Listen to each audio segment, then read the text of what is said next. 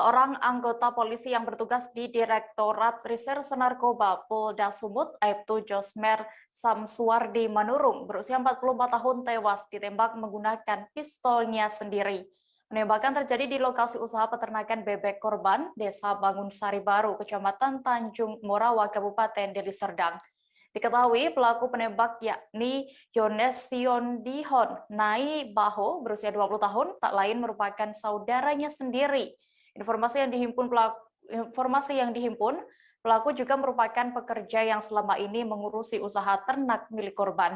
Selengkapnya akan disampaikan rekan jurnalis Tribun Medan, Indra, yang kini sudah terhubung bersama kami. Halo Indra.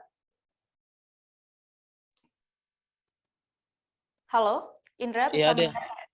Ya, Indra, bisa Anda ceritakan bagaimana kronologi peristiwa penembakan terhadap Aibtu Josmer ini? Oke, terima kasih dia. Dapat saya laporkan bahwasanya peristiwa ini terjadi pada Rabu malam, tepatnya sekitar pukul 22 WIB. Jadi pada saat itu Aibtu Josmer Samsuardi Manurung sendiri baru merupakan personil Direktorat Reserse Narkoba Polda Sumut juga mempunyai usaha sampingan, yaitu usaha peternakan bebek yang informasi saya dapatkan sudah kurang lebih setahun ia jalani.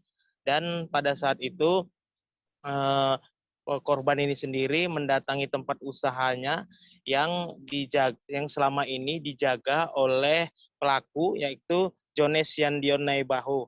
Jadi pada saat itu karena korban ini sendiri sebelumnya sempat mengalami positif COVID, sehingga selama 2 minggu lamanya tidak mendatangi lokasi. Jadi ketika korban ini mendatangi lokasi setelah sembuh dari positif COVID, yang bersangkutan ini, maksud saya korban ini, melihat bahwasanya banyak ternak bebeknya yang bermatian.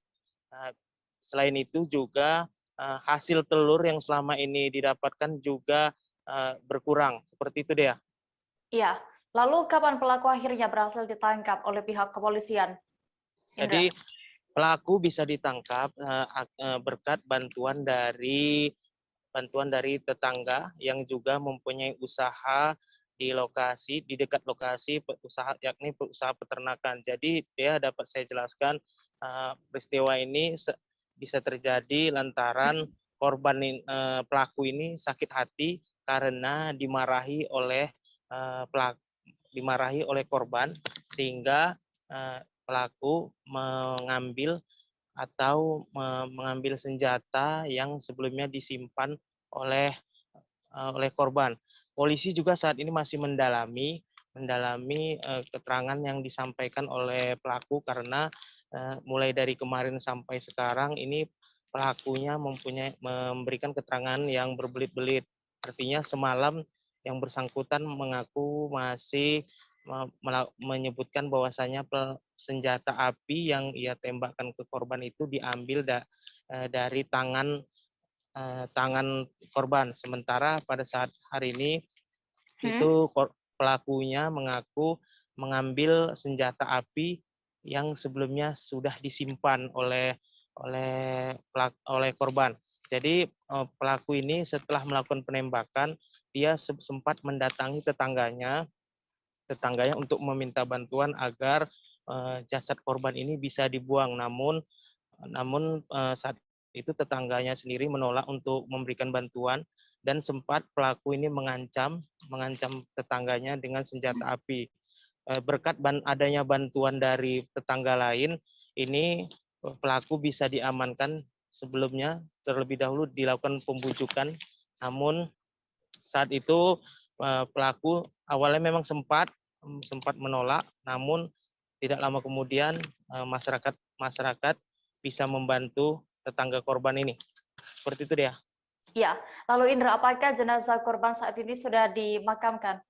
Ya, rencananya jasad Aibtu Josmer Samsuardi Manurung ini sendiri akan dimakamkan di kampung halamannya, yakni di Desa Seiblutu, Kecamatan Seibamban, Kabupaten Serdang Bedagai. Jadi rencananya pemakaman akan dilakukan hari ini sore ini, dan pemakaman ini jauh dari tempat di mana korban ini tinggal. Seperti itu dia. Dapat saya tambahkan juga bahwasanya korban ini meninggalkan 2 orang anak perempuan yang masih kecil-kecil dan 1 istri. Istrinya atas nama Erni Siregar sendiri saat ini kondisinya sedang mengandung. Iya, baik. Tribuners, tadi rekan Indra sudah berhasil melakukan wawancara bersama seorang saksi bernama Supriyadi. Berikut wawancara selengkapnya untuk Anda.